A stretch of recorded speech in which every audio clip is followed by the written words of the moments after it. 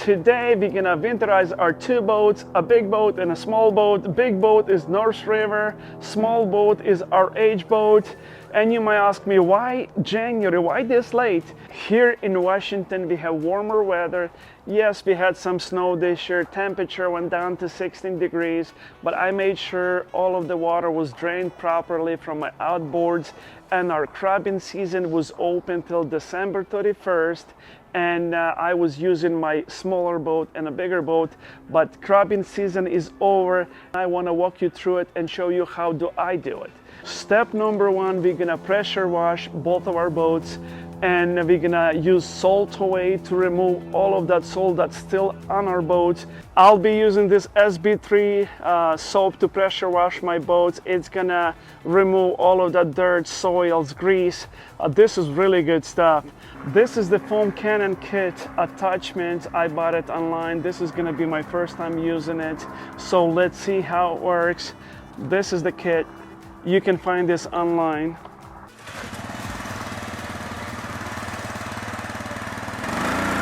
During the summertime when it was hot heat and all of that salty water was splashed on the boat and dried up, even when we rinse it down, wash it down, it still didn't remove that salt. And parking the boat in the storage or even outside covered, if you're not gonna remove all of that salt, your boat gonna get corroded.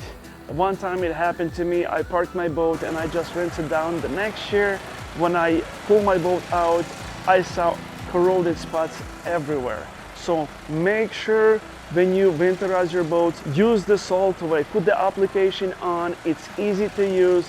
I'll walk you through it. This attachment works really good. We just spray it down with the soap. Now we're gonna let it sit for about 5-10 minutes and we're gonna rinse it down.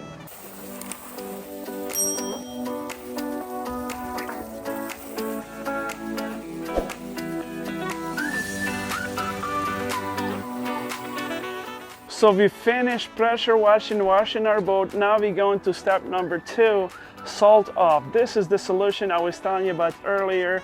Little attachment, I can attach it to garden hose it down and leave this solution on for about 5-10 minutes.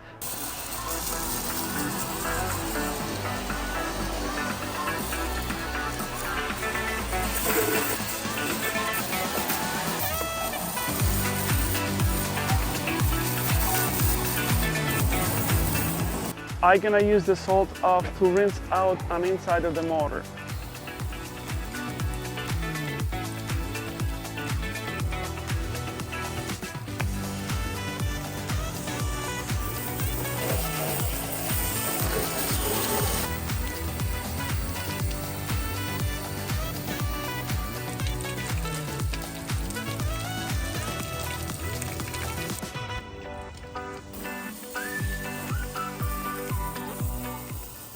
Good morning everyone. So yesterday we didn't finish all of the steps. We only completed step 1 and step 2. Today we're gonna start with step 3. So let's go, let's get started. Step number 3, fuel treatment. We're gonna add some fuel treatment into our fuel tank. It's really important to fill up the fuel tank all the way up, especially when your fuel tanks are aluminum. During the winter time, cold weather, the condensation water, it's not good. Make sure with the fuel, then you're gonna have issues with your motor, with your fuel injector. So you wanna add fuel treatment. All right guys, so this is the fuel treatment I'll be using. I just filled my fuel tanks, 40 gallons. So I'm gonna add 4 ounces of this fuel treatment. It's STA-BIL, treats for ethanol and moisture.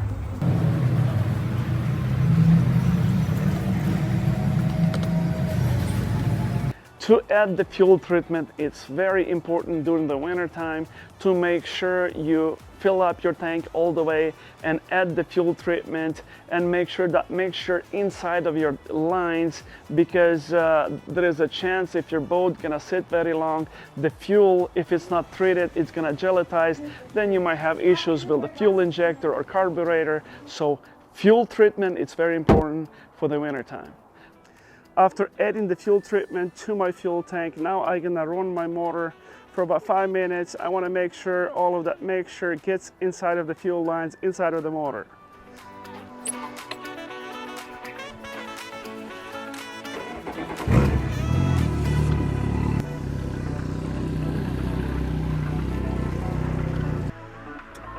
Yeah, I usually lift it up a few times to drain all of that water. You don't want to risk it. At least a little bit of water might get frozen and cause the damage.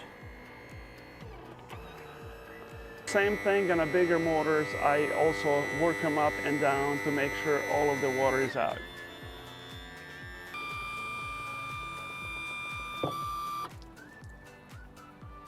We are complete with the step number 3. Now we go into step number 4. Step number 4, we're gonna grease all of our grease points, motor, trailer, and also electrical lugs. I have quite a few of them exposed on my smaller boat.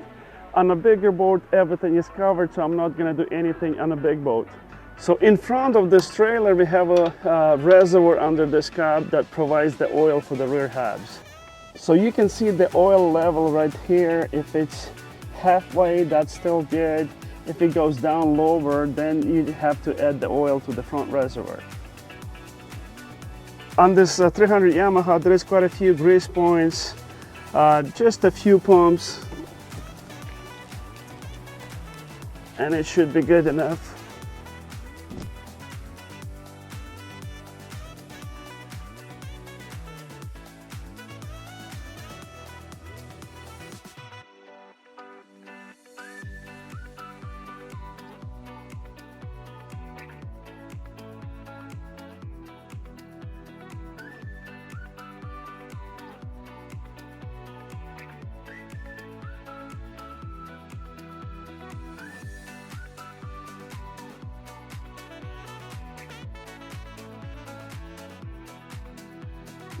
This is the corrosion block we're going to use for all of the electrical lugs. On the battery, just spray a little bit of that corrosion block right there. So this is how I do it. Add a little bit of that corrosion block. On this small boat, it's open. When I'm in the bay, salt water splashes in, and it's not really good for the wiring. All of the wiring exposed lugs, they get corroded. So I use some of that corrosion block, and it really helps. So I complete all of the steps to winterize my boat except the oil change. I usually like to change oil before I store my boat. My bigger boat motor is still under the warranty, so I'll schedule an appointment to Three Rivers Marine to change my oil. And on a small boat, I'm gonna change oil myself, and I'm gonna show you on the next video. This is it, guys. This video coming to an end. I wanna thank you for watching our YouTube channel, Hooked for Nice Meal. Please thumbs up, subscribe, and leave the comments below. See you next time.